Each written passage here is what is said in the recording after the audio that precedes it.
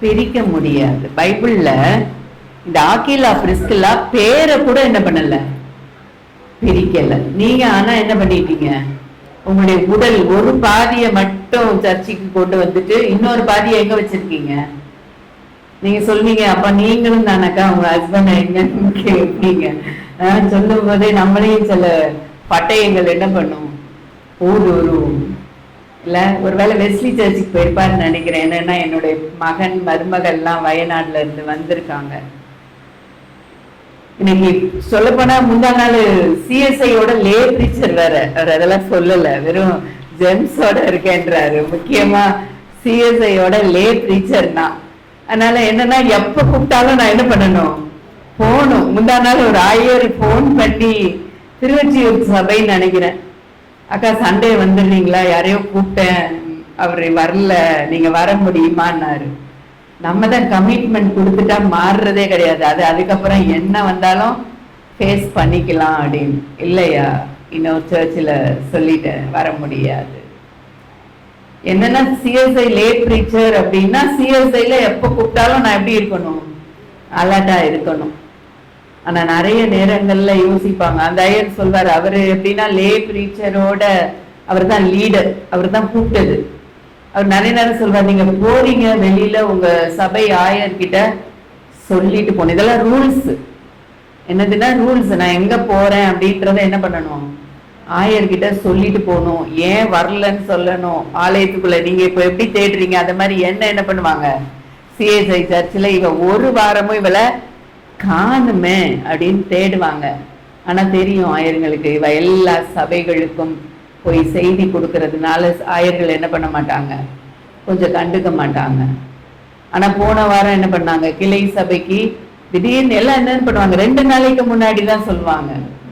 நான் ஒண்ணுமே பண்ண முடியாது, என்ன பண்ண முடியாது.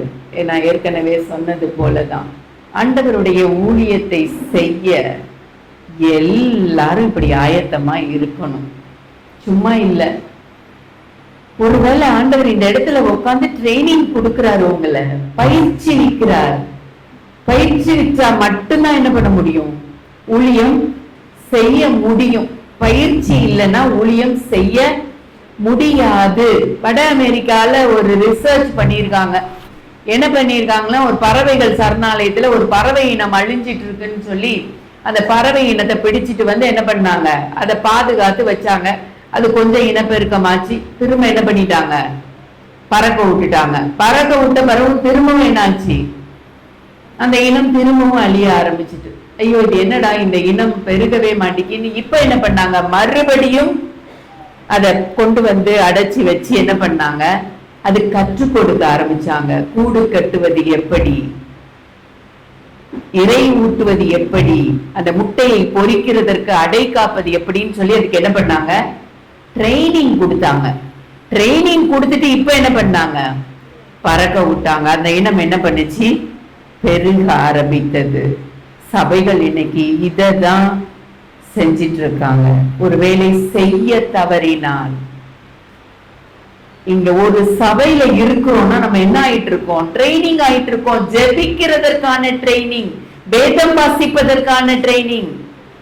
வேதம் வாசிச்சீங்க 2 பேரும், தப்பு தப்பா வாசிச்சீங்க.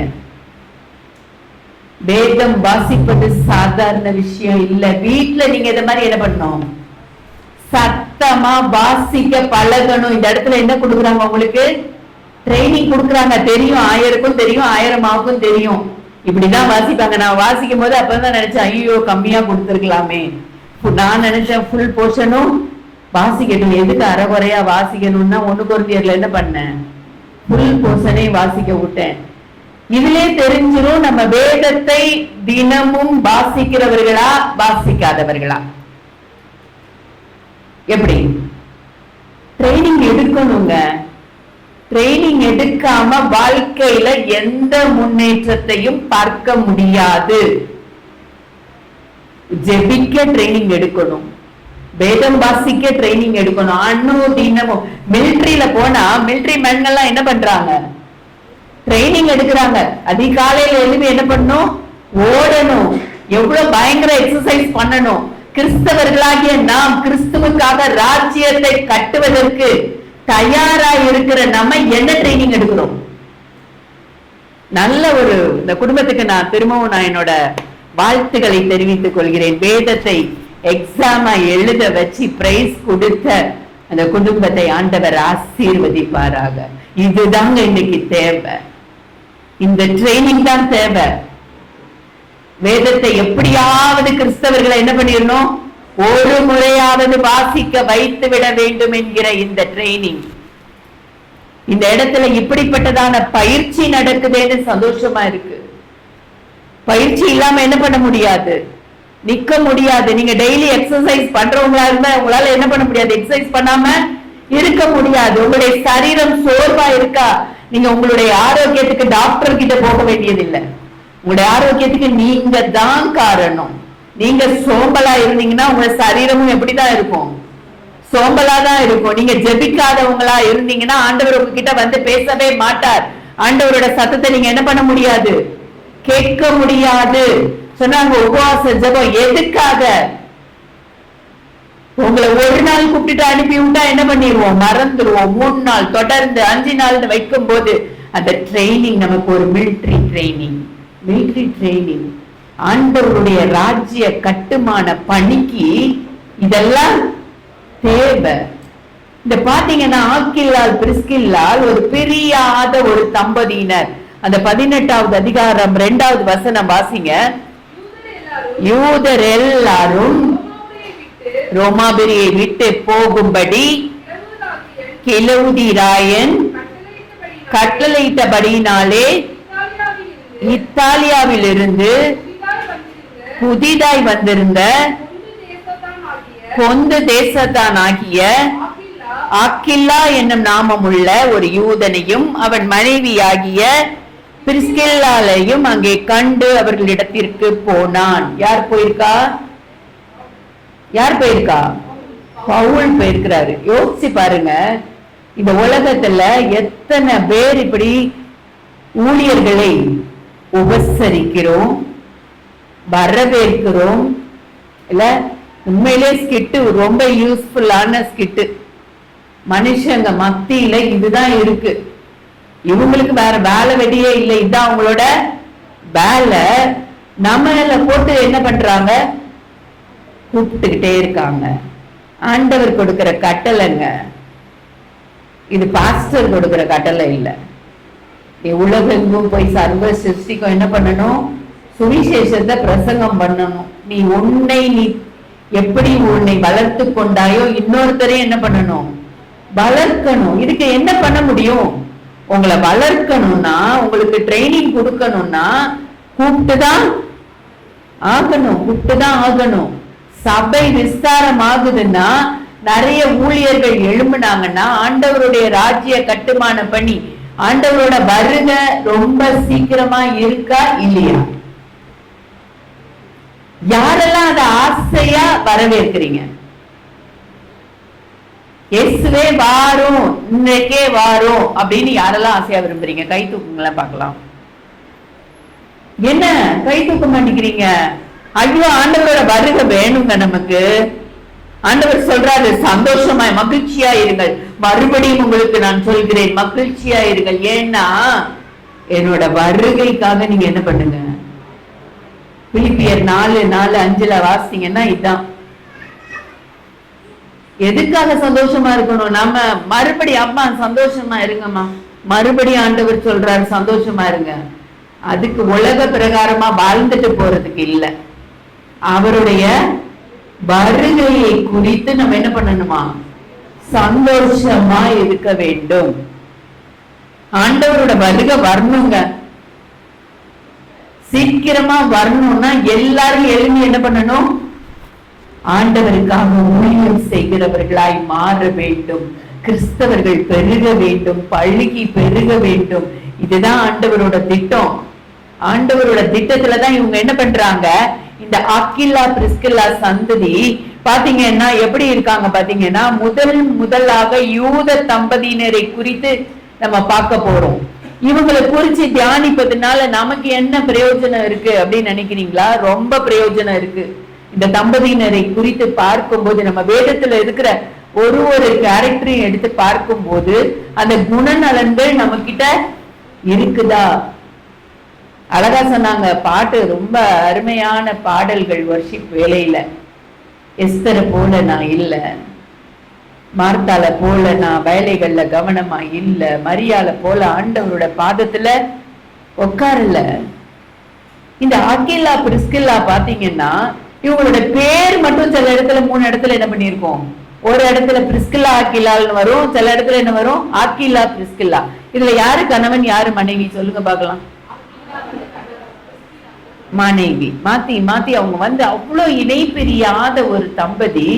இவங்க அந்த தேசத்தை விட்டு என்ன பண்ணப்படுறாங்க, துரத்தப்படுறாங்க. ரோம தேசத்துல ஒரு கட்டளை இடுறாங்க. இஸ்ரேல் நாடு ரோமருக்கு எப்படி இருந்ததுன்னா அடிமையா இருந்தது. அடிமைனா இவர்கள் கப்பம் கட்டுகிறவர்களா இருக்கிறாங்க.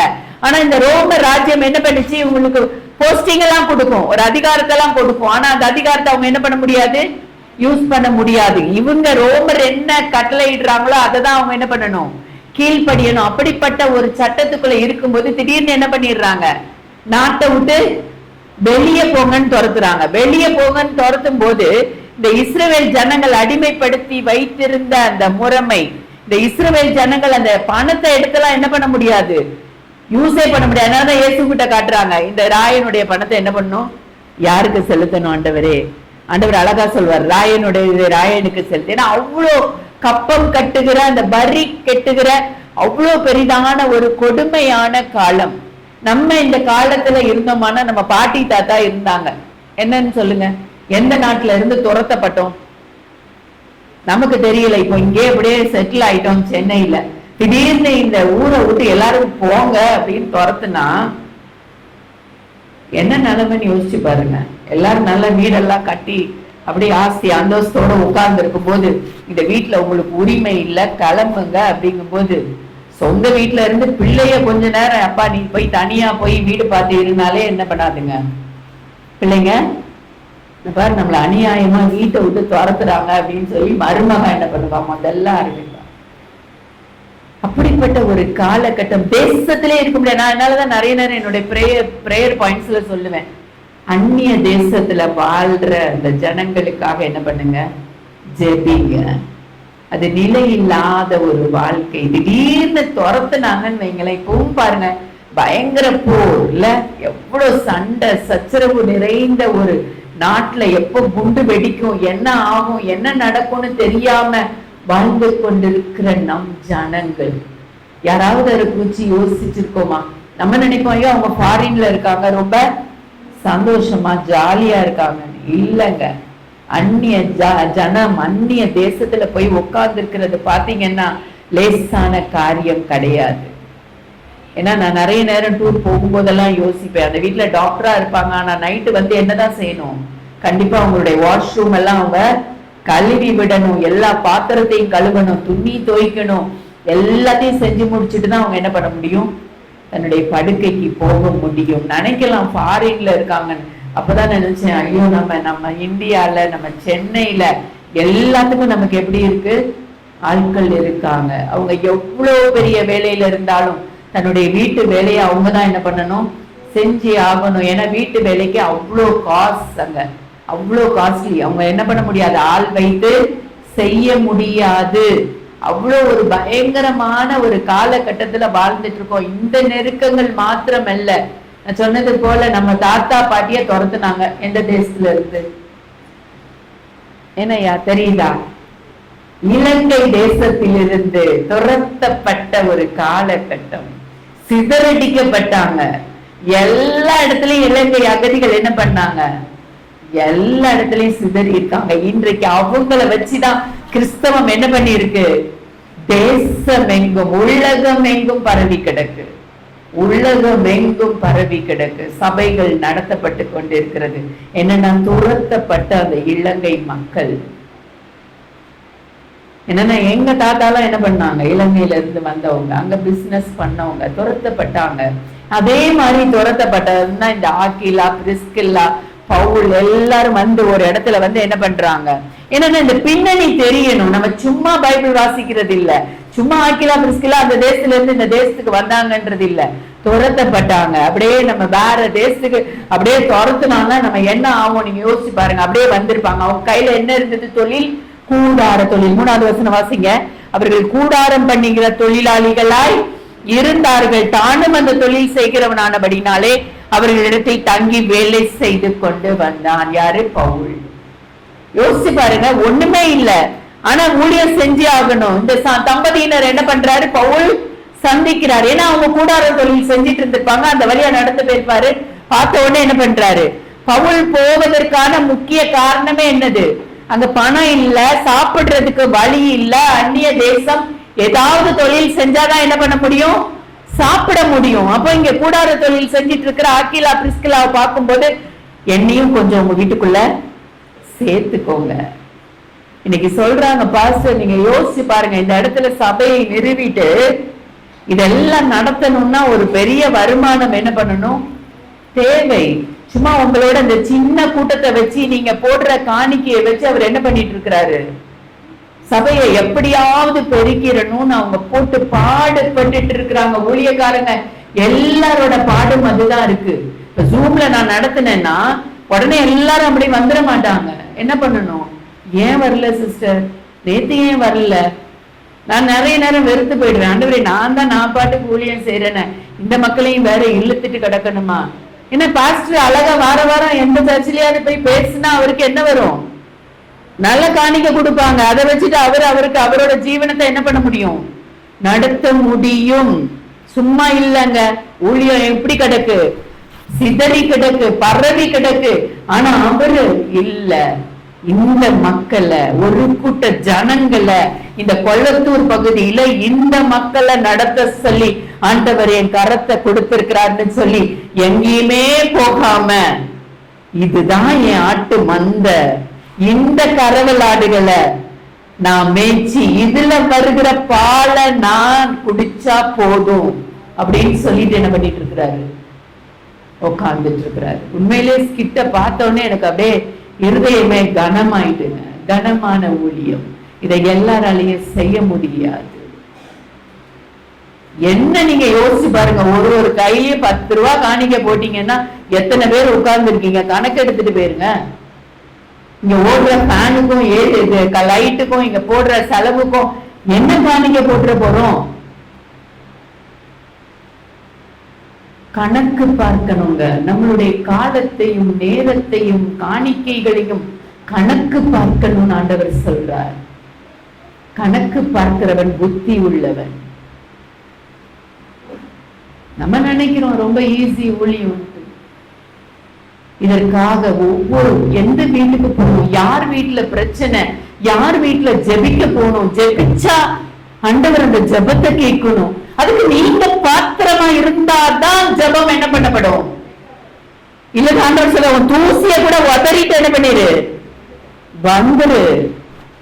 சொன்னார் பாருங்க, ஐயோ வேலை கிடைக்கிற வரைக்கும் எனக்கு என்ன பண்ண வரல, தூக்கம் வரல, இப்படிதான் இருக்கும். ஐயோ ஜெபிச்சுட்டு வந்தனே, அந்த வீட்டுல ஒரு குழந்தை பிறக்கணும்னு, குழந்தை எப்ப உண்டாவாங்க?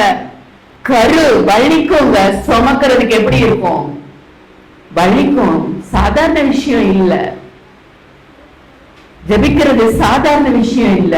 ஆனா அதுக்கு நீங்க விசுவாசித்தால் தான் தேவனுடைய மகிமையை. எங்களுடைய விசுவாசம் இல்ல, நாங்க ஜெபிக்கிறது இல்ல.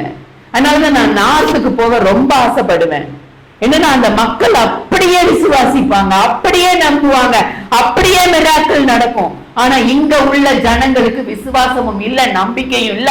ஆண்டவர் யாருன்னு என்ன பண்ணல தெரியல.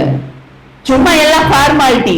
எப்படி ஹிந்துஸ் வந்து கார்த்திகைன்னா ஒரு விளக்கை ஏற்றி வைக்கிறாங்களோ, அது மாதிரி ஞாயிற்றுக்கிழமையானா என்ன பண்ணிடணும், சர்ச்சுக்கு வந்துட்டா போதும், விளக்க கொளுத்திட்டா ஆசீர்வாதம் வந்துடும்.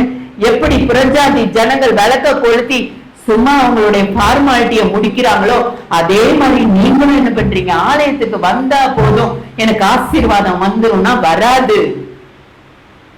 ஆண்டவரோடு உள்ள அந்த தொடர்பு, எவ்வளவு தூரத்துக்கு அந்த தொடர்பு உங்களுக்கும் ஆண்டவருக்கும் இருக்கு. பவுல் பாருங்க, அவனுக்கு ஊழியம் செய்யணும், சாப்பிடணும், அதுக்கு என்ன இல்லை, அவங்கிட்ட பணம் இல்ல, யாருமே தெரியாது, தெரியாத ஒரு ஃபேமிலி அவரை என்ன பண்ணுது, வரவேற்கிறது. எத்தனை பேர் இந்த தெருல அந்த பக்கத்துல இவர் பாஸ்டர் தான் தெரிஞ்சும் வரவேற்காத ஃபேமிலி எத்தனை இருக்காங்க. உண்மையில எனக்கு கேரல் ரவுண்ட் வராங்கும் போது நான் இல்ல, எனக்கு உண்மையிலே வருத்தமா இருந்தது, ஐயோ நம்ம இல்லாம போயிட்டோமேன்னு. அவ்வளோ பேர்டன்ங்க வாழ்க்கையில. இந்த பவுல் போன உடனே இந்த தம்பதி எப்படி பண்றாங்க, 1.5 வருஷம் அவங்களோடதான் இருந்தாரு. அப்போ அவங்களுக்கு எவ்வளவு சாப்பாடு கொடுத்து எவ்வளவு அன்பா வரவேற்றிருப்பாங்க. நீங்க இப்ப எத்தனை வருடம் இந்த ஆலயத்துல நாட்டப்பட்டவர்களா இருக்கிறீர்கள்? உங்களை குறிச்சு எவ்வளவு விசாரிக்கிறவர்களா இருக்கிறாங்க இந்த குடும்பம். நீங்க ஆனா பாஸ்டரை குறிச்சு விசாரிக்கிறவரா இருக்கிறீங்களா? எல்லாம் நினைச்சுவீங்க 1000 நல்லா வேலை பார்க்கறாங்க, அதனால பாஸ்டருக்கு பிரச்சனை இல்லைன்னு. சபை நடத்துவது ஈஸியான காரியம் இல்லை. இந்த ஸ்கிட்ட பார்த்தோன்னே எனக்கு என்ன ஆயிடுச்சு, எல்லாமே உள்ள அப்படியே அந்த பாரமான காரியங்கள். ஆண்டவரை தெரிஞ்சுக்கொள்ளுங்க. எல்லாருக்குள்ளயும் என்ன இருக்கீங்க, பாரத்தோட தான் வந்து உட்கார்ந்துட்டு இருக்கீங்க. யாருமே சந்தோஷமா என் குடும்ப மகிழ்ச்சியா நான் இப்படி இருக்கேன் அப்படி இருக்கேன்லாம் சொல்லிட்டு உட்கார்ல. எல்லாருக்கும் பொருளாதார பிரச்சனை, எல்லாருக்கும் சுகவீனமான காரியங்கள், எல்லாருக்கும் சந்தோஷமா கணவன் மனைவியோட வாழ்றாங்களான்னா இல்ல. அன்பு. ஒருத்தங்க வந்து சொன்னாங்க பாருங்க, எனக்கு இப்படி ஒரு கணவரை கட்டி கொடுத்துட்டாங்க. எத்தனை பேர் இன்னும் வயதான பிறவும் புலம்பிட்டு உட்கார்ந்துட்டு இருக்கீங்க. ஐயோ எங்க அம்மா அப்பா என்ன பண்ணல, எனக்கு நல்ல ஒரு பையனை பார்த்து கட்டி கொடுக்கல, அவன் குடிகாரனா இருக்கிறான். ஏன் இருக்கிறான்? நீ என்ன பண்ற? நீ எவ்வளவு தூரம் மாறி இருக்க. நீ நடக்கும் போதே ஆண்டவருடைய பிரசன்னம் உனத்துக்குள்ள வந்தது. அதான் இன்னொரு அழகா ஒரு கோரியோகிராஃபி போட்டு காட்டினாங்க. குடிகாரன் தான், ஆனா என்ன பண்ணாங்க, ஜெபம் ஜெபம் ஜெபம். உன் நடக்கைகளை பார்த்து மாறுகிற கணவன் இல்ல. எல்லாரும் உலகத்துல என்ன இருக்குங்க, உபத்திரவம் உண்டு, ஆனாலும் திடன் கொள்ளுங்கள், நான் உலகத்தை ஜெயித்தேன். ஏன் கிறிஸ்தவ இந்த குடும்பங்கள் ஆசீர்வாதமா வரணும்னா சிஸ்டர் நான் என்ன செய்யணும்னு கேளுங்க. அதுக்கான வழி ஒரு தைரியம் எடுங்க. பழையவைகள் ஒளிந்து போயின, எல்லாம் புதிதாயின அப்படின்ற மாதிரி ஒரு தைரியம் எடுத்து 2025ஆவது ஆண்டு ஜனவரி மாதம் நான் என்ன திட்டத்தை நிறைவேற்ற ஆண்டவரே, எனக்கு கொடுக்கிற தரிசனம் என்ன, நான் என்ன காரியம் செய்யணும், எத்தனை பேர் ஆண்டவருக்குள்ள நடத்தணும்னா நான் எப்படி மாறணும், நான் எப்படி மாறணும். நீங்க மாறணும்னா கொஞ்சம் ட்ரைனிங் இங்க எடுக்கணும். எடுக்காம ஊழியம் செய்ய முடியாது. நான் இங்க வந்து நிக்கிறேன்னா நானும் இந்த மாதிரி நிறைய ஜெப கூட்டங்கள் எல்லா இடத்துலயும் கலந்துகிட்டு உட்கார்ந்து அவங்க ஜெபிக்கிறது அவங்க பேசுறது கேட்கும் போதெல்லாம் ஒவ்வொரு வாட்டியும் தாகம் எப்படி இருக்கும்னா, ஆண்டவரே நான் இந்த மாதிரி என்ன பண்ணணும் செய்யணும், நான் இந்த மாதிரி பண்ணணும், இதுக்கு நான் என்ன செய்யணும், இதுக்கு நான் என்ன செய்யணும், இந்த மாதிரி நான் உமக்காக ஊழியம் செய்யணும்னா நான் என்ன செய்யணும்னு சொல்லி என்னை நான் மாற்றிக்கொண்ட காரியங்கள். உங்களை மாத்தினாதான் நீங்க என்ன பண்ண முடியும், இன்னொருத்தர மாத்த முடியும். உபத்திரமும் இருக்கும், பொருளாதார கஷ்டம் இருக்கும், எல்லாம் உடனே என்ன பண்ணிடாது, சரியாகாது. ஐயோ நீங்க போய் ஜெபிச்ச உடனே பிரச்சனை மாறிடும் அப்படிலாம் சொல்ல முடியாது. இதை எதை வச்சு சொல்றேன்னா, ஆகார் என்ன பண்ணா, ஆகார் கன்சீவ் ஆன உடனே நாச்சியாரை என்ன பண்ணா, அற்பமா என்றா. என்னையா நாச்சியார் என்ன பண்றாங்க, சாராய் கொடுமைப்படுத்த ஆரம்பிச்சிடுறாங்க.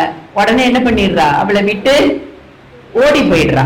ஓடி போயிட்டு அப்ப ஆண்டவர் தேவதூதன் அவர்கிட்ட என்ன சொல்றாரு, எங்க போற ஆகார், எங்க போற, எங்க போற, போ மறுபடியும் என்ன பண்ணு, உன் ஜாதியை நான் என்ன பண்ணுவேன் பெருசா ஆக்கணும்னு நினைச்சிருக்கேன், உன் ஆட்சியா இருக்க இப்ப அடங்கிடு. சூழ்நிலை மாறிச்சா, ஆண்டவர் பார்த்தாரு, ஆண்டவர் அவளை பார்த்தாரு. பேர் வைக்கிற ஆண்டவருக்கு என்னை காண்கிற தேவன் பேர் வச்ச முதல் பெண் ஆகார். ஆண்டவருக்கு பேர் வச்ச முதல் பெண். ஆனா சூழ்நிலை மாறிச்சா, ஆபிரகாம் அந்த இடத்துல நிச்சயமா அன்பா இருந்திருக்க மாட்டான். அன்பா இருந்திருந்தானா இவ என்ன பண்ணிருக்க மாட்டா, ஓடி இருக்க மாட்டா. ஆபிரகாம் அன்பா இல்ல, பயங்கர கொடுமை சூழ்நிலை. இப்படி அவ ஏற்கனவே ஒரு அடிமை பெண். சூழ்நிலை மாறிச்சா? மாறவே இல்லை, அதே சூழ்நிலை தானா. ஆண்டவர் அவளோட இருந்தார். அதனால அவ என்ன பண்ணா, எல்லா கஷ்டத்தையும் நஷ்டத்தையும் பொறுத்து கொண்டு இஸ்மவேல் பிறக்கிற வரைக்கும் என்ன பண்ணா, அங்க இருந்தா. அதே மாதிரி நீங்க இங்க வர்றீங்களா ஆலயத்துக்கு, வந்த உடனே திரும்பி போகும்போது என்ன ஆயிடாது, பிரச்சனை மாறாது, பிரச்சனை மாறாது. ஆனா தேவ பிரசனம் உங்களோட கூட கடந்து வரும்போது அந்த பிரச்சனைகளை சமாளிக்க அந்த திராணி ஆண்டவர் கொடுப்பார். இதுதான் கிறிஸ்தவ வாழ்க்கை. இன்னைக்கு ஜெபிச்சுட்டு போயிட்டோம், இன்னைக்கு எல்லாம் மாறிடணும், உடனே வியாதி மாறிடணும். அது உங்ககிட்ட இருக்கிற அந்த ஆண்டவருடைய அந்த விசுவாசம். இதுல நீங்க உங்களை என்ன பண்ணணும், சரி பண்ணி கொள்ள வேண்டும், ஆழமா வேர் விடணும். ஆண்டவரோட அன்பு எப்படி இருக்குன்னா, பாஸ்டர் ஓரளவு ஆழம் பார்த்திருப்பாரு, நான் ஓரளவு ஆழம் போயிருப்பேன். அது யாராலையும் அந்த அன்பின் ஆழத்தை என்ன பண்ண முடியாது, கண்டுபிடிக்க முடியாது. அவ்வளவு ஆழங்க அது, அவ்வளவு ஆழம். போக போக ஆண்டவருடைய அன்பு நம்மளை அப்படியே நம்மளை திக்கு முக்காட வைக்கிற ஒரு அன்பு. சும்மா மேலோட்டமா அப்படியே பார்த்துட்டு இது மாதிரி இருந்தோம் அது மாதிரி இருந்தோம். இன்னைக்கு சர்ச்சுக்கு போயிட்டு வந்தா நம்ம வீட்டுல பயங்கர ஆசீர்வாதம், பயங்கர சந்தோஷம், மகிழ்ச்சி. இந்த எண்ணத்தெல்லாம் தூக்கி போட்டுட்டு ஆண்டவரை பார்க்கணும், ஆண்டவர் என்னோட பேசணும், ஆண்டவர் என்னோட, நான் அவரோட வாழணும். இந்த உலகத்துல என்ன பிரச்சனை வந்தாலும் அதை தாங்குகிற பலனை என் தேவன் தருவார். குடும்பங்கள் நிறைய நேரம் நிறைய பேரை தூசிச்சிட்டு இருக்கலாம், குடும்பங்கள் வெறுக்கலாம், கணவன் வெறுக்கலாம், மனைவி வெறுக்கலாம், பிள்ளைகள் வெறுக்கலாம். ஆனா தேவனுடைய அன்பு ஒரு நாளும் என்ன பண்ணாது, மாறாது. பெண்கள் விசேஷமா நான் சொல்ல நினைக்கிறேன், அந்த இருதயத்துல அந்த அன்பை பெற்றுக்கொள்ளலன்னா, தேவ அன்பு உங்களுடைய உள்ளத்தை நிரப்பலன்னா உங்களால எப்படி இருக்க முடியாது, யார்கிட்டையும் அன்பை கொடுக்க முடியாது. தேவ அன்பு உள்ளத்துல நிரப்பினாதான் நீங்க என்ன பண்ண முடியும், அன்பை கொடுக்க முடியும். ஐயா சொன்னாங்க கடையில வந்து பாருங்கன்னு, உண்மை அதுதான். ஊழியம் செய்யணும்னு ஒரு பக்கம், ஆண்டவரே நான் மெசேஜ் எழுதல, நான் இதை பண்ணல அதை பண்ணலன்னு எனக்குள்ள அப்படியே அந்த உள்ளம் எப்படி இருக்கும், பற்றி எரிந்து கொண்டு இருக்கும். அனல் மூட்டுகிற ஆண்டவர், அந்த அன்பு தான் நம்மளை என்ன பண்ணும், அப்படியே இதெல்லாம் பார்க்க வைக்கும். இல்லது என்ன நினைப்போம் ஒரு நிமிஷத்துல, எதுக்கு நான் போலனாலும் இதெல்லாம் என்ன பண்ணும், நடக்கும். இதெல்லாம் நான் போய் பார்க்கணும்னு அவசியம் இல்லை, நான் பாட்டுக்கு வீட்டுல இருக்கேன் ஆண்டவரேன்னு சோம்பேறியா ஒரு நாளுமே ஆண்டவரே நான் உட்கார விடுவதில்லை. நான் யோசிப்பேன், எல்லா என்னோட ரிலேஷன், என்னோட சொந்தக்காரங்களாம் எல்லாரும் ஜாலியா வீட்டுல அவங்க பாட்டுக்கு ஏதோ சமைக்கிறாங்க, உட்கார்ந்து சாப்பிடுறாங்க, நல்லா என்ன பண்ணிட்டு இருக்காங்க, என்ஜாய் பண்ணிட்டு இருக்காங்க. என்னால அதை என்ன பண்ண முடியாது, தேவனுடைய பிள்ளைகளால அதை பண்ணவே முடியாது. எங்கேயும் போய் உட்காந்து என்ன பண்ணாங்க, ஐயரம்மா திரும்ப திரும்ப அதான் சொன்னாங்க, யாரும் வாசல்ல நின்று என்ன பண்ணாதீங்க, வெட்டியா கதை பேசாதீங்க, காலத்தை பிரயோஜனப்படுத்தி கொள்ளுங்கள். கொஞ்ச நேரம் கிடைச்சாலும் ஆண்டவருடைய சமூகத்தை நோக்கி ஓடி ஓடி போங்களேன். அப்படி ஓடினதுனாலதான் நான் இன்னைக்கு இங்க வந்து நிக்கிறேன். ஒரு பிரச்சனைனா என்ன பண்ணுவேன், நேரா போய் என்னோட, எனக்குன்னே அது ஒரு மிஸ்பா, ஒரு பிரேயர் பண்ற இடம், அப்படியே போய் முழங்கால் படிக்கிட்டு ஜெபிப்பேன். சில நேரம் என் பொண்ணு வந்து அந்த இடத்துல வருவா, தெரியல மம்மி நீ பிரேயர் பண்ற இடத்துல நான் பண்ணணும்னு நினைச்சேன் வந்தேன். அந்த அளவுக்கு நம்ம பிரேயர் பண்ற இடம் எப்படி இருக்கணும், தேவ பிரசன்னத்தினால நிரப்பப்பட்டிருக்கணுங்க. அவ்வளோ உங்களுடைய கண்ணீரின் ஜெபம் அந்த இடத்துல இருக்கணும், அவ்வளவு ஜெப ஆவி ஊற்றப்படணும். என்ன ஜெப ஆவியில நிறைஞ்சு இருக்கும் கிறிஸ்தவ கூட்டம், சொல்லுங்களேன். என்ன ஜெப ஆவி உங்களுக்குள்ள ஊற்றப்பட்டிருக்கு? சும்மா 5 நிமிஷம் 10 நிமிஷம் ஜெபிக்கிறதெல்லாம் ஜெபம் இல்ல. அந்த எம்எல் ஜெபிசிங் எஃப்எம்பிபில ஒரு பாட்டு பாடினாங்க, உண்மையிலே ஒரு மாசமா அந்த பாடல்கள் என்னை வந்து அப்படியே தாக்கிட்டே இருக்கு. அவ்வளவு அழகா அவங்க எல்லாம் எப்படி இந்த பாடல்கள்லாம் எழுதுனாங்க, எனக்கு ஆச்சரியமா இருக்கு உண்மையிலே. அவ்வளவு பயங்கரமான ஒரு காரியங்கள். அந்த கடல் குமுறும் கப்பல் கவிழும் பெரு நாசம், அந்த பாட்டு, ஒரே ஒரு நிமிஷம் சாரி,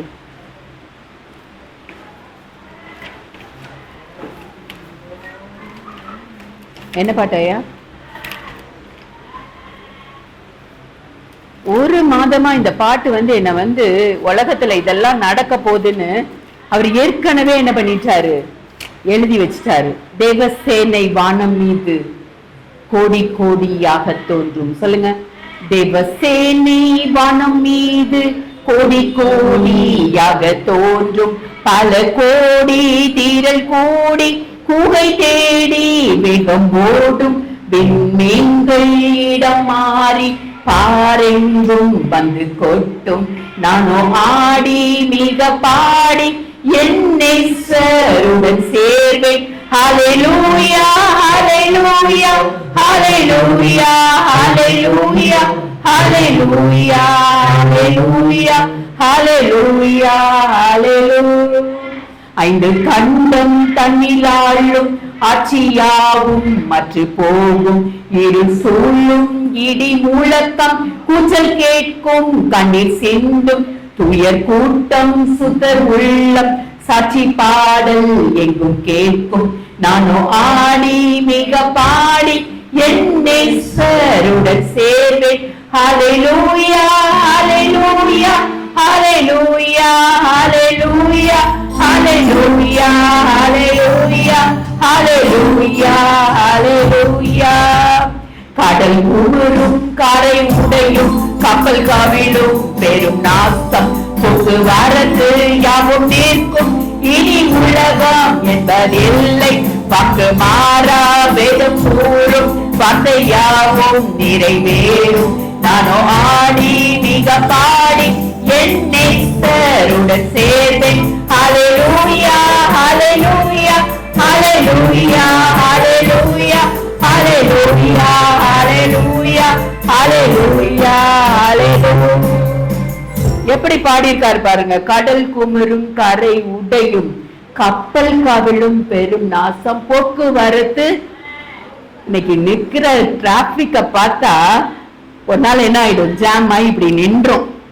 போக்குவரத்து யாவும் நிற்கும், இனி உலகம் என்பது இல்லை, வாக்கு மாறா வேதம் கூறும் வார்த்தை யாவும். ஆனா அதுலயும் நானும் ஆடி மிக பாடி என்னை சருடன் சேர்வேன். இதாங்க உலகம். இவ்வளவு பிரச்சனை வரப்போகுது. ஆனா நம்ம நேசரோட எப்படி ஆடி பாட போறோம்? இத தெரிஞ்சுக்கிட்டோம்னா என்ன பிரச்சனை வந்தாலும், வீட்லயா இருக்கட்டும் வெளியிலயா இருக்கட்டும், என்ன வந்தாலும் என்ன பண்ண முடியும்?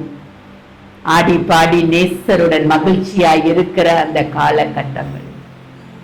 நேசரை மட்டும் உங்களுடைய அன்புல முழுவதுமா பற்றி கொண்டா. இதற்கு என்ன பண்ணணும்னா, இந்த ஊழியங்கள் எல்லாம் நம்ம கொஞ்சம் என்ன பண்ணி விடணும், புஷ் பண்ணி விட்டாதான் கிறிஸ்தவ கூட்டம் என்ன பண்ணும், கொஞ்சம் எழும்பும். கொஞ்சம் எழும்பி பிரகாசிக்கிற அந்த இதை நம்ம பண்ணணும். இதுல பாருங்க, இவங்க பாத்தீங்கன்னா இவங்க திரும்பவும் அந்த தேசத்துல என்ன பண்ண முடியல, இருக்க முடியல. இன்னொன்னு பாத்தீங்கன்னா, அப்பொழுது 24வது வசனம், அப்பொழுது அலெக்சாந்திரியா பட்டணத்தில் பிறந்தவனும் சாதுரியவானும் வேதாகமங்களில் வல்லவனுமான அப்பல்லோ என்னும் பேர் கொண்ட ஒரு யூதன் எபேசு பட்டணத்துக்கு வந்தான். அவன் என்ன பண்றான், உபதேசிக்கிறான், பிரசங்கம் பண்றான். ஆனா எப்படி பிரசங்கம் பண்றாரு? யோவான் கொடுத்த ஸ்நானத்தை மாத்திரம் அறிந்தவனாய் இருந்து, ரொம்ப பைபிள் தெரியல, ரொம்ப வேதம் தெரியல, அறிந்தவனாய் இருந்து ஆவியில் அனலுள்ளவனாய் கர்த்தருக்கு அடுத்தவைகளை திட்டமாய் போதகம் பண்ணிட்டு இருக்கான். இப்போ ஆக்கிலா பிரிஸ்கா என்ன பண்றாங்க, அவனை கூப்பிட்டு அவன்கிட்ட சொல்றாங்க, ஆக்கிலா பிரிஸ்காலும் அவன் பேசுகிறதை கேட்டு அவனை சேர்த்து கொண்டு தேவனுடைய மார்க்கத்தை அதிக திட்டமாய் விவரித்து காண்பித்தார்கள். வேதத்தை ஆழமா படிக்கலன்னா, அதோட பின்னணியம் தெரியலன்னா, எதுக்கு எந்த இடத்துல ஆண்டவர் என்ன சொன்னாருன்னு நமக்கு என்ன பண்ணாது, தெரியாது. வெறும் ஆசீர்வாதத்தை மட்டும் சொல்லிட்டே போயிடலாம். ஐயோ நீங்க புது வருஷம் வரப்போதுங்க, நீங்க எல்லாம் ஆசீர்வாதமா இருப்பீங்க, உங்களுடைய எல்லா பிரச்சனைகளும் மாறும், கவலைகள் மாறும், கண்ணீர் மாறும். இத பேசிட்டு நானும் என்ன பண்ணிடலாம், போயிடலாம். ஆனா ஆழத்துல அந்த ஆண்டவருடைய அந்த அன்பை, ஆண்டவரை உங்களுடைய இருதயத்துல வச்சுட்டு போறது மட்டும்தான் என்னோட வேலை. ஆண்டவர் உங்க இருதயத்துல வந்துட்டாருன்னா சாத்தானுக்கு அந்த இடத்துல என்ன இல்ல, வேலை இல்ல. உங்களுடைய வாயில் வருகிற கெட்ட வார்த்தைகளுக்கு அங்க என்ன இல்ல, வேலை. எத்தனை பேர் எச்சரிக்கப்படுறீங்க? புதிய ஆண்டுல எழுதுங்க, டைரி எடுத்து எழுதுங்க, நான் இனிமே என்ன பண்ண மாட்டேன், என் வாயில கெட்ட வார்த்தைகள் புறப்படாது. எழுதுங்க, ஒரு தீர்மானம் எடுங்க, தீர்மானம் எடுங்க. இனிமே நான் சோம்பலா என்ன பண்ண மாட்டேன், 8 மணி வரைக்கும் தூங்க மாட்டேன். தீர்மானம் எடுங்க. அதிகாலையில எழுந்து ஜெபிப்பேன். எத்தனை மணிக்கு? அதிகாலைனா ரொம்ப ஆழமா போயிட்டு ஆண்டவர் 2 மணி 3 மணி எல்லாம் எழுப்புறாருங்க. அவர் அது ஒரு வேலைக்கும் ஒரு ஸ்பிரிட்ட துரத்துற கிஃப்ட் கொடுத்திருப்பாரு. சில பொல்லாத ஆவிகளை தரத்துறதெல்லாம் 1 மணி 2 மணிக்கு தான் என்ன பண்ண முடியும், தரத்த முடியும். அந்த ஒவ்வொரு டைம் ஒவ்வொரு தேவ பிள்ளைகளை அவர் ஒரு மாதிரி என்ன பண்ணுவார், அனல் கொண்டு எழுப்புவார். அந்த எழுப்புற சத்தத்துக்கு கீழ்ப்படியணும்.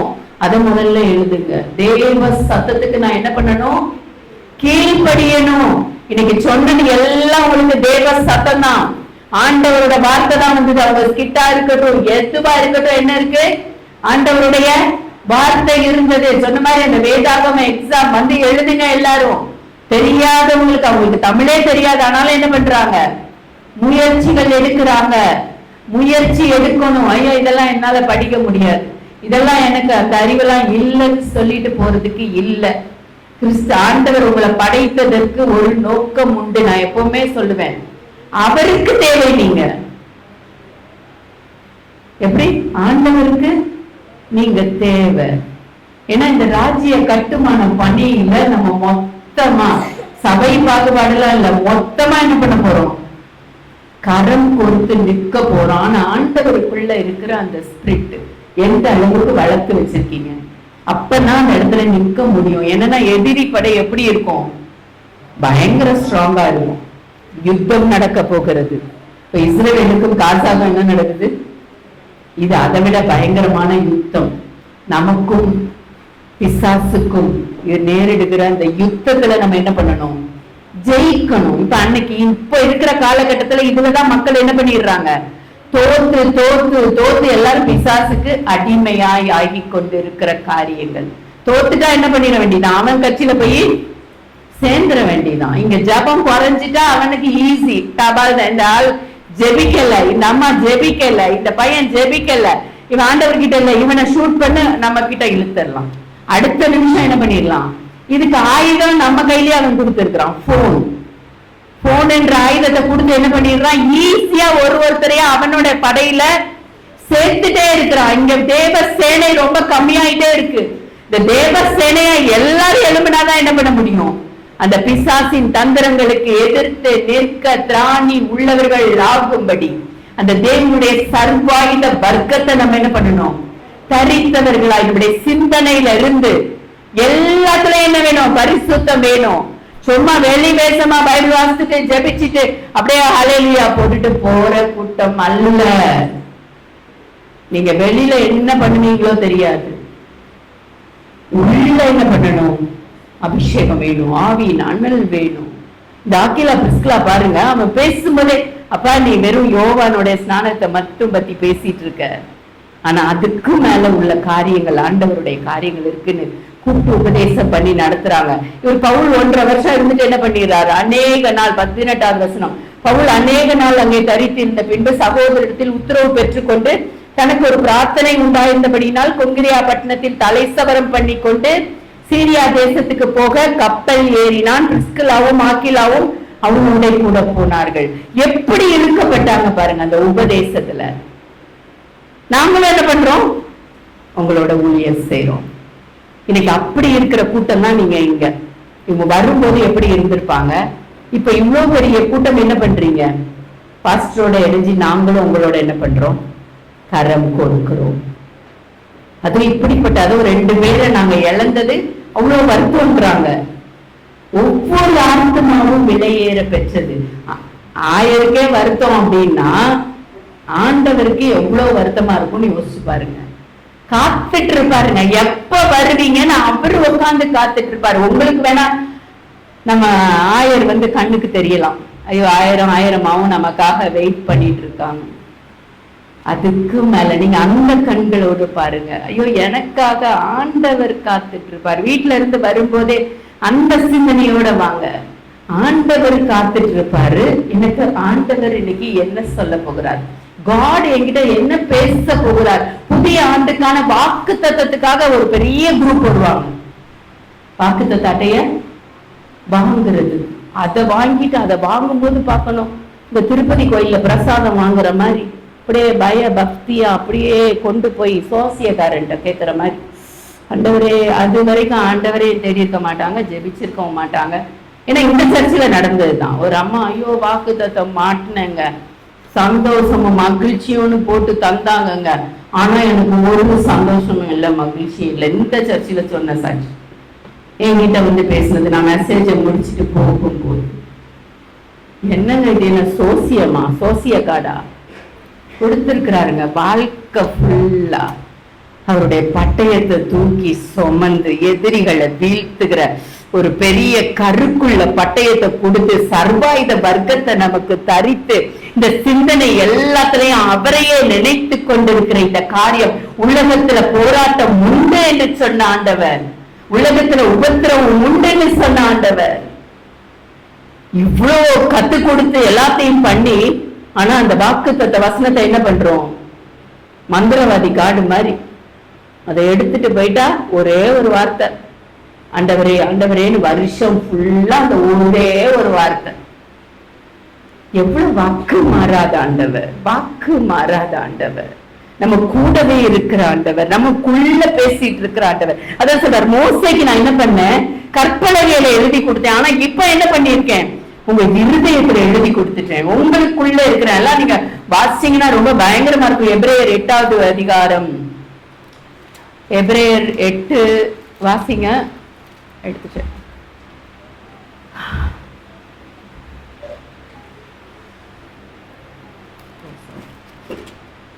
10வது வசனம், அந்த நாட்களுக்கு பின்பு நான் இஸ்ரவேல் குடும்பத்தாரோடு பண்ணும் உடன்படிக்கையாவது என்னுடைய பிரமாணங்களை அவர்களுடைய மனதிலே வைத்து அவருடைய இருதயங்களில் அவைகளை எழுதுவேன். எதுல எழுதுவாராம், இருதயத்தில் எழுதுவார். இதுதாங்க வார்த்தை, ஆண்டவர் இருதயத்துல எழுதுறாரு. அப்போல்லாம் மோசைக்கு கட்டளையில கற்பலைகள்ல எழுதி அவன் என்ன பண்ணிட்டாரு, மக்கள் மேல இருந்த கோபத்துல அதை உடைச்சி எரிஞ்சிட்டாரு. திரும்பவும் கற்பலகையை செஞ்சுட்டு எழுதும் போது திரும்ப எழுத கொடுத்தார். ஆனா அதுக்கப்புறம் பாத்தீங்கன்னா ஆவியானவர் வந்த பிறகு, இயேசு கிறிஸ்து வந்த பிறகு சொல்றாரு, நான் இந்த இதுல எல்லாம் எழுதி கொடுக்கல, நான் என்ன பண்றேன், உங்க இருதயத்துல எழுதி வைக்கிறேன். இவர் என்ன சொல்றாரு, நான் அவர்கள் தேவனாய் இருப்பேன், அவர்கள் என் ஜனமா இருப்பார்கள். இன்னும் நோட் பண்ணிக்கோங்க, எரேமியா 31:33 இந்த வார்த்தைகள், எசேக்கியேல் எல்லாத்துலயும் இருக்கு பாருங்க. நவமான இருதயத்தை நான் உங்களுக்கு கொடுத்தேன், கல்லான இருதயத்தை எடுத்து போட்டு சதையான உள்ளத்தை கொடுத்தேன். ஆண்டவரை தேடணும்னா அந்த கல்லான இருதயம் இருக்கக்கூடாதுங்க. இப்படிதான் வாழ்வேன், இப்படிதான் இருப்பேன்னு சொல்லிட்டு என்ன பண்ண முடியாது, வாழ முடியாது. எப்படினாலும் வாழலாம்னு ஆண்டவர் என்ன பண்ணுவாரு, சில நேரம் நம்முடைய இருதயத்தை உடைப்பாரு ஆண்டவர், உடைப்பாரு. உடைக்கும் போது என்ன இருக்கும், வலிக்கும். உடைக்கும் போது எப்படி இருக்கும், பயங்கர பெயினா இருக்கும். ஒரு மரம் தழுத்து நிற்கு. அன்னைக்கு ஒருத்தர் கேட்டாரு, அக்கா என்ன பண்ணும், ஒரு ஊழியக்காரரு அங்க உள்ள எல்லாரும் அவளை என்ன பண்ணாங்க, குற்றப்படுத்தினாங்க. அப்போ அந்த அவங்கள கூப்பிட்டு, எங்க வாங்க, நீங்க எப்படி உங்களுடைய ஆண்டவருக்கும் உங்களுக்கும் உள்ள அந்த ரிலேஷன்ஷிப் எப்படி இருக்கு அப்படின்னு. ஐயோ நான் நல்லா இருக்கேன்க்கா, நல்லா ஜெபிக்கிறேன், நல்லா நான் பாட்டுக்கு ஊழியம் செய்யறேன், ஆனா யாரோடையும் நான் என்ன பண்றது இல்ல, சேர்றது இல்லை, நான் நல்லா இருக்கேன் என்னோட. அப்ப சொன்னேன், அப்படி நல்லா கனி கொடுத்துட்டு கொண்டு இருக்குன்னு சொல்லி உங்க மரத்துல ஒரு கொப்பு இருக்கு பாத்தீங்களா, ஐயோ நல்லா கனி கொடுக்குது அப்படின்னு, அந்த கொப்பை வெட்ட சொல்றாரு, வெட்டிடுங்க அப்படின்னு. ஏன்னா நமக்குள்ள இருக்கிற அந்த பெருமை, நான் நல்லா ஜெபிக்கிறேன், நான் நல்லா இருக்கிறேன், நான் கனி கொடுக்கிறேன், ஆனா மத்தவங்களை பத்தி எனக்கு கவலை இல்லை, சுயநலமாய் வாழ்கிற காரியம். அந்த கொப்பை வெட்டிருங்க. அவர் பேசே அப்படியே மாறிச்சு. என்னடா இந்த அம்மா இப்படி பேசுறாங்க, கனி கொடுத்துட்டு இருக்குன்னு சொல்றேன், அந்த கொப்பை என்ன பண்ண சொல்றாங்க. ஆண்டவரோட வார்த்தை சில நேரம் அப்படிதாங்க வரும், கருக்குள்ள பட்டயம் மாதிரி. திரும்ப என்ன பண்ணும், புதுசா துணுக்கும். வெட்டப்புறம் எப்படி இருக்கும், புதுசா துணுத்து வேறு விதமான கனிகளை கொடுக்கும். அந்த பெருமை, அந்த பயங்கரமான உலகத்துக்கான காரியங்கள் போயிட்டு ஆண்டவருடைய அந்த அன்பு, தியாகம், பணிவு அப்படின்ற அந்த கனியை கொடுக்கும் போது சொன்னாங்க, அத்திமரம் மினிஸ்ட்ரின்னு. உண்மையிலே ஆண்டவர் என்னோடு பேசின வார்த்தை எல்லார்கிட்டையும் நம்மளால என்ன பண்ண முடியும்? அன்பா இருக்க முடியும். ஆண்டவர் சொன்னார், அத்தி மரம் போல் நான் உன்னை செழிக்க பண்ணுவேன், ஆசையாய் உன்ன எனக்கு கனி தருவாயா அப்படின்னு. அத ஒரு பாடல் இல்ல, நான் உன்னை விட்டு விலகுவதில்லை, நான் உன்னை என்றும் கைவிடுவதில்லை, நான் உன்னை காண்கிற தேவன், கண்மணி போல் உன்னை காப்பே. இல்ல பாடல்களை ரசிச்சு பாடுங்க, வீட்டுல துதிக்க ஆரம்பிங்க. பாடல் பாடி என்ன பண்ணுங்க? துதிக்க ஆரம்பிங்க. ஆண்டவர் பேசுவாரு. அந்த பாடல் முதல்ல எல்லாம் தெரியாது, அந்த வரிகளே தெரியாது, அதுலதான் வரும். நான் அத்தி மரம் போல் உன்னை செழிக்க பண்ணுவேன், ஆசையாய் உன்னை கனி தருவாயா. திரும்ப அந்த பாடல் என்ன பண்ண, இப்பெல்லாம் ஈஸி, கூகுள்ல உடனே என்ன பண்ணிடலாம், போட்டு பாடலை என்ன பண்ண முடியும்? கற்றுக்கொள்ள முடியும். ஆண்டவர் பேசுற வார்த்தையை எழுத ஆரம்பிங்க. எழுதுனால்தான் ஆண்டவர்னால இப்ப என்ன பண்ணுவேன்னா, 11 மணி 11:25 இத்தனாவது தேதி இத்தனை மணிக்கு என்னோட ஆண்டவர் பேசிய வார்த்தை அப்படின்னு சொல்லிட்டு என்ன பண்ணிடணும்? எழுதிடணும். ஆண்டவர் இதை என்கிட்ட சொன்னார். ஏன்னா சும்மா காதல கேட்டு போனீங்கன்னா மறந்துடுவீங்க. ஆண்டவர் பேசின வார்த்தை நிறைய வந்துகிட்டே தான் இருக்கு. நம்மளை நோக்கி நிறைய வார்த்தைகள் வருது. வாரம் செய்தி கேட்கிறீங்க, வாரம் வொர்ஷிப் பண்றீங்க. ஆனா எந்த வார்த்தை உங்களை நோக்கி வந்தது என்பதை நீங்கள் என்ன பண்ணணும்? எழுத ஆரம்பிக்கணும். புதிய ஆண்டுல உண்மையிலே இந்த ஒரு தீர்மானத்தை எடுங்க. ஆண்டவர் பேசுகிற வார்த்தை உங்களை ஊழியக்காரியாக ஒரு வேளை மாற்றுவார். உங்களை கொண்டு பெரிய ஒரு ஜனக்கூட்டத்தை எழுப்புவார். நீங்க ஒருவேளை ஒரு சபையே நிரூபிச்சு என்ன பண்ணலாம்? ஒரு பெரிய கூட்டத்தை நிரூபிக்கலாம். ஏன்னா ஆண்டவருடைய ராஜ்ய கட்டுமான பணிக்கு அநேக தேவை. இன்னைக்கு இதுல வாசிக்கும் போது இது பெரிய வார்த்தையை ஆண்டவர் எனக்கு கொடுத்தார். ஏன்னா பாத்தீங்கன்னா 8 வரைக்கும் தான் நம்மளை போட்டிருந்தேன். அப்புறம் தான் அது எல்லாத்தையும் வாசிக்கும் போது கர்த்தர் பவுலுக்கு தரிசனமாகி 9வது வசனம் பாருங்க, நீ பயப்படாமல் பேசு, மௌனமாய் இராதே, நான் உன்னுடனே கூட இருக்கிறேன், உனக்கு தீங்கு செய்யும்படி ஒருவனும் உன்மேல் கை போடுவதில்லை, இந்த பட்டணத்தில் எனக்கு அநேக. எதுக்கு இதை சொல்றாரு? கொரிந்து பட்டணம் அவ்வளவு ஒரு மோசமான பட்டணம். நான் உண்மையிலே ஐயாவுக்கு இது ஒரு பெரிய வாக்கு மாதிரி இருந்தது எனக்கு. இந்த பட்டணத்தில் அநேக ஜனங்கள் உண்டு, அநேக ஜனங்கள் உண்டு. இதுக்காகவே இந்த இடத்துல என்ன பண்ணிருக்காங்க? ஆண்டவர் இந்த சபையை நிரூபிச்சு வச்சிருக்காங்க. இப்ப தேடுகிற கூட்டமாக நீங்க என்ன பண்ணணும்? தேடி கண்டுபிடிச்சு எடுத்துட்டு வரணும். எல்லாம் உலகமே பிரச்சனையில இருக்குங்க. உலகமே என்ன பண்ணிட்டு இருக்கு? யாராவது வந்து ஒரு ஆறுதல் வார்த்தை பேச மாட்டாங்களான்னு காத்துட்டு இருக்கு. ஆனா பிசாசு நினைப்பா, நீங்க ஒரு 4 வீட்டுக்குள்ள போனோடனே, ஏமா அவனுக்கு வேற வேலை இல்லையா, போன்னு துரத்துனே நமக்கு என்ன ஆயிடும்? வந்துருவோம். ஆனா அந்த ஒரு நபரை, ஆண்டவரை தேடுகிற ஒரு நபரை நீங்க என்ன பண்ணணும்? அந்த சிஸ்டர் அழகா ஒவ்வொருத்தரையா கூப்பிட்டு என்ன பண்ணாங்க? உபவாசத்துக்கு வந்துருங்க. ஒவ்வொருத்தரும் என்னதான் சொன்னாங்க? யாரும் வரேன்னுலாம் சொல்ல மாட்டாங்க. உலகம் பிசாசு அப்படிதான் வச்சிட்டு இருப்பான்.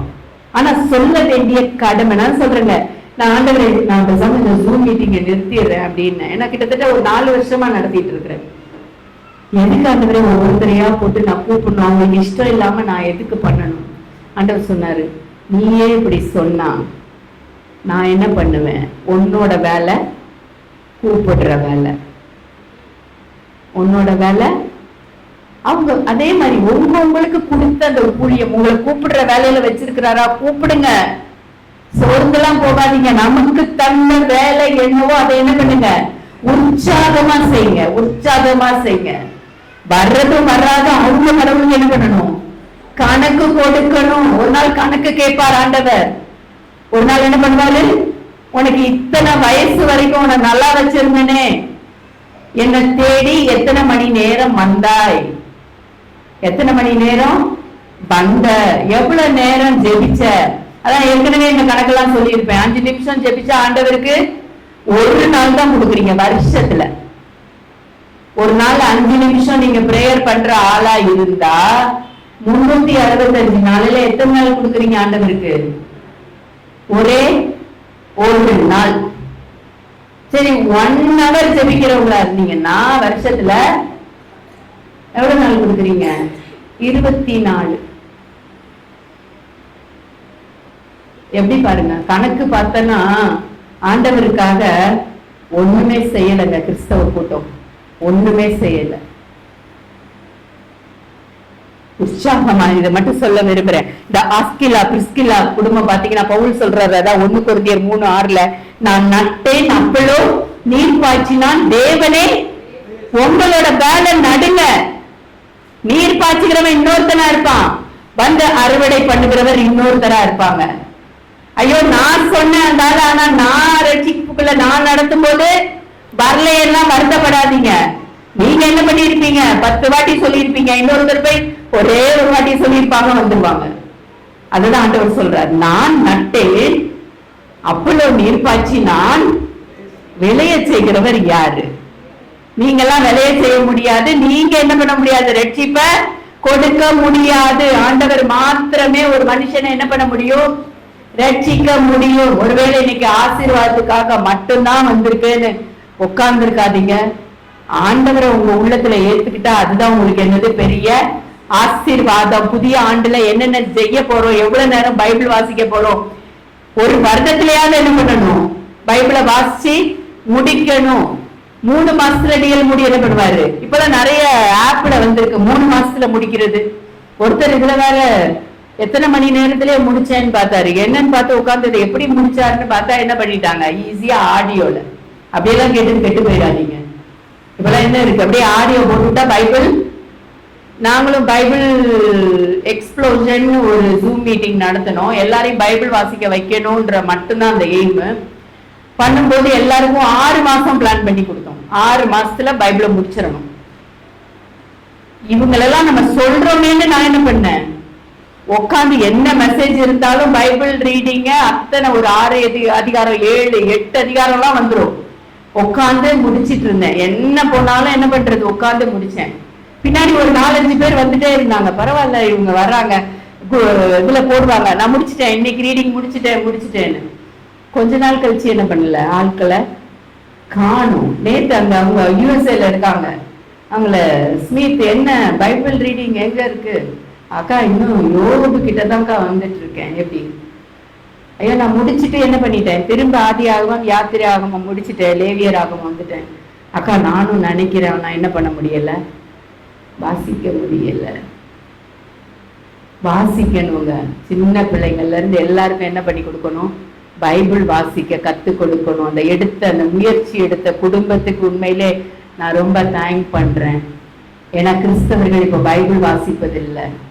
கேத்தலிக் ஜனங்க வாசிக்க மாட்டாங்க, அவங்க பைபிளே வாசிக்க மாட்டாங்க. ஏன்னா ஆசாரியன் அப்படிதான் வச்சிருந்தான் இஸ்ரவேல் ஜனங்களை. ஆசாரியர்கள் மட்டும்தான் என்ன பண்ணாங்க, வேதத்தை வாசிச்சாங்க. அதே அப்படியே ஃபாலோ பண்ணிட்டு ஐயோ எல்லாம் ஐயர் பார்த்துப்பாரு, ஐயர் வாசிக்கட்டும், ஐயர் பிரசங்கம் பண்ணட்டும், ஐயர் பாட்டு பாடட்டும், ஐயர் ஜெபிக்கட்டும், நான் போய் என்ன பண்ணுவேன், என் தலையை மட்டும் அப்படியே கொடுத்துட்டு என்ன பண்ண போறேன், ஆசீர்வாதத்தை மட்டும் வாங்கிட்டு வர போறேன். அல்ல ஆண்டவர், இனிமே இருக்கிற காலம் செல்லாது, காலம் செல்லாது. இனிமேல்லாம் ஜெபிச்சீங்கன்னா உங்களுக்கு பிரச்சனை மாறும். நீங்க பைபிள் வாசிச்சீங்கன்னா உங்களுடைய குடும்ப சூழ்நிலை மாறும். நீங்க அதெல்லாம் செய்யலைன்னா இங்க பாஸ்டர் ஜெபிக்கிறதுனால எந்த ஒரு இதுவும் உங்களுக்கு வந்து சேராது. சரியா? ஏன்னா நல்ல வேலை ஆயர் என்ன வந்து ஜனவரி மாசத்துல கூப்பிடல. எப்ப பண்ணாலும் எனக்கு எப்படி இருக்கு, இப்படிதான் இருக்கு. இந்த கூட்டங்களை பார்த்தா பைபிள் வாசிக்க மாட்டேங்கிறாங்க, ஜெபிக்க மாட்டேங்கிறாங்க, ஆண்டவரை தேட மாட்டேங்கிறாங்க, உட்கார மாட்டேங்கிறாங்கன்ற ஒரு பெரிய வருத்தம் தான் என்ன இருக்கு. அதனால பிரிஸ்கிலா ஆக்கிலா வந்து அந்த பவுல் சொல்வாரு, கடைசி மரணம் அடைகிற தருவாய் பார்த்துக்கோங்க. அந்த 2 தீமோத்தேயுல அந்த மரணம் அடைகிற தருவாயில வந்து தன்னுடைய எல்லா காரியத்தையும் 2 தீமோத்தேயு 4:18 எல்லா காரியத்தையும் எழுதி முடிச்சிட்டு தீமோத்தேயை வந்து பார்க்கும்போது அது பவுல் என்ன பண்ணிருப்பாரு, இறந்து விட்டார். முடிச்ச பிறகு அந்த திரும்ப 19வது வசனத்துல கூட அவர் சொல்றாரு, பிரிஸ்கிலாவுக்கும் ஆக்கிலாவுக்கும் ஒனேசிபேருவின் வீட்டாருக்கும் என் வாழ்த்துதலை சொல்லு. எங்களோட வேலை அதுதாங்க, வாழ்த்துதல் சொல்வார் ஆண்டவர், ஆசீர்வாதத்தை கொடுக்க சொல்வார் ஆண்டவர். அதை கொடுத்துட்டு போறதுதான் ஊழியக்காரர்களோட வேலை. ஆனா அதை தக்க வைத்துக் கொள்வது, உங்களுடைய குடும்பத்தில் கொண்டு போய் நீங்க அதை சுதந்திரித்துக் கொள்வதெல்லாம் யாருடைய கருத்துல இருக்கு, உங்களுடைய கருத்துல இருக்கு. 1950ஆம் ஆண்டு யுத்தம் துவங்கிய பொழுது தேசத்திற்காக போராடிய ஒரு தென் கொரிய படையில சேர்ந்தவர் டாக்டர் கிம் என்றவர். தென் கொரியா படை அப்படியே பயங்கரமா போர் நடந்திருக்கு. இவர் பார்த்தானா எல்லாரும் செத்து மடிஞ்சிட்டே இருக்காங்க. இவர் அந்த நேரத்துல என்ன பண்றாரு, ஐயோ ஆண்டவரே என்ன போர் இவ்வளவு மோசமா இருக்கு, எல்லாம் செத்து மடியிறாங்களேன்னு சொல்லி அந்த நேரத்துல நான் உயிரோடு இருந்தால் நான் என்ன பண்ண போறேன், உயிரோடு இருந்தால் மன்றாடுற, ஒருவேளை நான் உயிர் தப்பினா இந்த எதிரிகளை நேசிக்க எனக்கு என்ன பண்ணுங்க, கற்றுக்கொள்ளணும்னு ஒரு தீர்மானம் எடுத்தார். இதெல்லாம் ஒரு தீர்மானங்க. உங்களுக்கு ஆண்டவர் சொல்றார், யாரெல்லாம் உங்களுக்கு எதிரிகளோ நேசிக்க கற்றுக்கொள்ளுங்கள். தீர்மானம் எடுத்துட்டு அவர் உயிர் பழச்சிடுறாரு. அதே மாதிரி என்ன பண்றாரு, போய் அந்த வட கொரியா அந்த சீனா தேசத்துல உள்ள அநாத பிள்ளைகள் எல்லாம் என்ன பண்றாரு, பராமரித்து கல்வி கொடுத்து நேசிக்க ஆரம்பிக்கும் போது அந்த தேசம் அவர்களோட என்ன பண்ணுச்சு, சமாதானமாய் மாறிச்சு. ஒருவேளை உங்களுக்கு யாரெல்லாம் எதிரிகள் நினைக்கிறீங்களோ, யாரெல்லாம் உங்களுக்கு அகைன்ஸ்டா இருக்காங்கன்னு நினைக்கிறீங்களோ, நிறைய நேரம் பக்கத்து வீட்லயே என்ன பண்ணிட்டு இருப்பாங்க, சண்டை போட்டுட்டு இருப்பாங்க. அப்படி நினைச்சீங்கன்னா நேசிக்க ஆரம்பிங்க, மன்னிக்க ஆரம்பிங்க. இதெல்லாம் தாங்க ஆசீர்வாதம். இதெல்லாம் உங்க வியாதிகளை மாற்றும். உங்களுடைய நெஞ்சில இருக்கிற பாரத்தை அது என்ன பண்ணும், லகுவாக்கி உங்களை சந்தோஷத்தோடு சமாதானத்தோடு வாழ செய்யும். அந்த டாக்டர் கிம்மிடம் இருந்த மனப்பான்மை நம்மை வெறுப்பவர்களிடமும் நம்ம என்ன பண்ணோம், நம்மால் அன்பு செலுத்த முடிகிறதா? இந்த கேள்வியை கேளுங்க. என்ன வெறுக்கிறவங்க மேல நான் அன்பா இருக்கிறேன்னா, நிச்சயமா மனுஷங்களால இதெல்லாம் என்ன பண்ண முடியாது. ஆனா இந்த தீர்மானம், இதெல்லாம் தான் நான் டைரியில எழுத சொல்றேன் உங்களை. என்னை வெறுக்கிறவர்களிடம் நான் அன்பு செலுத்த முடிகிறதா? எதிரிகள் கிட்ட அன்பு செலுத்த முடிகிறதா? யோபு தன் சிநேகிதருக்காக வேண்டுதல் செய்த போது யோபுடைய சிறையிருப்பை ஆண்டவர் என்ன பண்ணாரு, மாற்றினார். ஆண்டவர் நிறைய நேரம் அதான் அன்புதான் என்ன பண்ணும், சகலத்தையும் தாங்கும், சகலத்தையும் சகிக்கும், சகலத்தையும் நம்பும், சகலத்தையும் விசுவாசிக்கும். கணவன் மனைவி உறவு ரெண்டு பேரும் சேர்ந்து எதை பண்ணாலும் தான் என்ன பண்ணும், நல்லா இருக்கும். அநேக குடும்பங்கள்ல பிரச்சனையில ஆரம்பமே என்னதான், முதல்ல பணத்துலதான் என்ன ஆகும், பிரச்சனை ஆரம்பிக்கும். இன்னொன்னு, கிறிஸ்தவ குடும்பமா இருந்தாலும் கணவன் மனைவி கூட என்ன இருக்கு, நிறைய உரசல்கள் இருக்கு. இந்த உரசல்கள் இருக்கக்கூடாதுன்னா ஆண்டவரை நோக்கி ஜெபிச்சா மட்டும்தான் என்ன இருக்காது, உரசல்கள் இருக்காது. உலகத்துல இருக்கையில பண விஷயம் ஒருவேளை எவ்வளவு பெருசா இருந்தாலும் பிற்காலத்துல நிறைய பொறுப்புகள் ஆண்டவர் என்ன பண்ணுவாரு, தருவார். கணவன் மனைவி கூட நிறைய நேரம் பணத்துல உண்மை இருக்காது.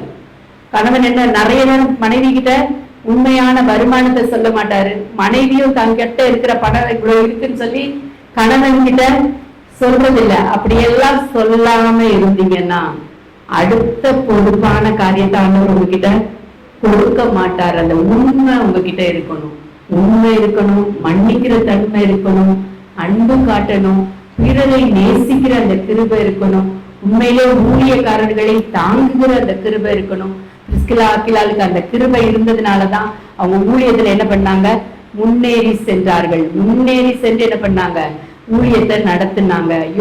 யோனாவுக்கு பாத்தீங்கன்னா அந்த பொறுமை இருந்ததுன்னா இல்ல. யோனா என்ன பண்ணாரு, நினிவே பட்டணத்துல உள்ள மக்களை பார்த்துட்டு, ஆண்டவரே எப்படி இப்படி உங்களுக்கு மட்டும் நன்மை செய்றீங்கன்னு அவர் என்ன பண்ணாரு, அப்படியே முறுமுறுத்தாரு. அப்படிப்பட்ட முறுமுறுப்பு இல்லை. ஒருவேளை அதை கீழ்படிஞ்சு மீன் வயிற்றுக்குள்ளெல்லாம் கடல்ல குதிக்கெல்லாம் அலோவ் பண்ணிட்டாரு. என்னை போட்டுருங்க, நான் ஆண்டவரோட பேச்சை கேட்காம நான் என்ன பண்ணிட்டேன், வந்துட்டேன், என்னை போட்டுருங்க, கடல்ல தூக்கி போட்டுருங்க, இந்த கப்பல் சேதம் அடையாதுன்னு சொல்லி மீன் வயிற்றுக்குள்ளெல்லாம் போறாரு, ஜெபிக்கிறாரு, நினிவேக்கு போறாரு. ஆனா ஆண்டவர் அந்த ஜனங்களை ரட்சிக்கும் போது, ஆசீர்வாதத்தை கொடுக்கும் போது அவரால் என்ன பண்ண முடியல, பொறுக்க முடியல. நம்மளும் இப்போ இந்த உலகத்துல அப்படிதான் என்ன பண்ணிட்டு இருக்கோம், வாழ்ந்து கொண்டு இருக்கிறோம். நமக்குள்ள இருக்கிற இந்த காரியங்கள் அப்படியே கண்களை மூடி ஜெபிக்கலாமா? ஆண்டவரே கிருபை கொடுங்கப்பா. நீரே என் பலன், நீர் என் அடைக்கலம், ஆபத்து காலத்தில் என் துணை, சுற்றி நின்று என்னை காக்கும் கண்மலை. நீரே என் பலன், நீர் என் அடைக்கலம், ஆபத்து காலத்தில் என் துணை, சுற்றி நின்று என்னை காக்கும் கண்மலை. யாக்கோபின் தேவன் என் அடைக்கலம், யெகோவா தேவனே என் பலம். கலக்கம் இல்லை, பயங்கள் இல்லை வாழ்விலே, நான் இருப்பதோ கர்த்தரின் கரத்திலே. சொல்ல முடியுமா எல்லாரும்? பயங்கள் இல்லை, கலக்கம் இல்லை வாழ்விலே. நான் இருப்பதோ கர்த்தரின் கரத்திலே. ஆண்டவரே, உடைய கரத்துல மூடி மறைத்து பாதுகாத்து கொண்டு போங்கப்பா. இந்த ஜனங்கள் உண்மையை அறிந்து கொள்ள வேண்டும் ஆண்டவரே. ஒருவேளை சோர்வு இருக்கலாம், பலகீனங்கள் இருக்கலாம், பாடுகள் இருக்கலாம், உபத்திரவங்கள் இருக்கலாம். என்ன இருந்தாலும் நீர் மாறாதவராய் இருக்கிறீரியாப்பா. இந்த ஜனங்கள் உண்மை ஏற்றுக்கொள்ளட்டும் ஆண்டவரே. முழு உள்ளத்தோடு, முழு ஆத்மாவோடு, முழு பலத்தோடு அனுப்ப கொடுக்கிற இந்த கிருபை இவர்களுக்குள்ளே உண்டாவதாக. பலப்படுத்தி அனுப்புங்கப்பா. நல்ல சோர்வுகளை நீக்குங்க, வியாதிகளை நீக்குங்க, பலகீனத்தை மாற்றுங்க ஆண்டவரே. இந்த சபைகள் பெருகட்டும் அப்பா. இது பெருகுவதாக அப்பா. இந்த ஆயிரையும் ஆயிரமாவையும் அவருடைய பிள்ளைகளையும் ஆசீர்வதிப்பீராக அப்பா. உம்முடைய கரத்தில் இருந்து வாங்கி இந்த ஊழியத்தை செய்தாங்கப்பா. உம்முடைய கரம் இதை மூடி மறைப்பதாக. தேவைகள் சந்திக்கப்படுவதாக ஆண்டவரே. இங்க இருந்த ஆண்டவரே, இவர்கள் யார் யாருக்கெல்லாம் ஜெபிக்கிறார்களோ அந்த ஜெபங்கள் ஆண்டவரே ஆம் என்றும் ஆமேன் என்றும் ஆண்டவரே சுகம் உண்டாவதாக. பலப்படுத்துங்க. வருகிறவர்கள் ஒரு நாளும் வீணாய் போய் விடாதபடிக்கு அப்பா திரும்ப திரும்ப வந்து ஆசீர்வாதத்தை பெற்றுக்கொள்ளட்டும் ஆண்டவரே. உண்மை அறிகிற அறிவிலே இன்னும் அதிகமாய் வளர வேண்டும் அப்பா. உண்மை தெரிந்து கொள்ளட்டும். ஆசீர்வதிங்க, வழி நடத்துங்க. இப்ப என் பாதம் பணிந்து கெஞ்சி மண்டாடுகிறோம் நல்ல பிதாவே, ஆமென்.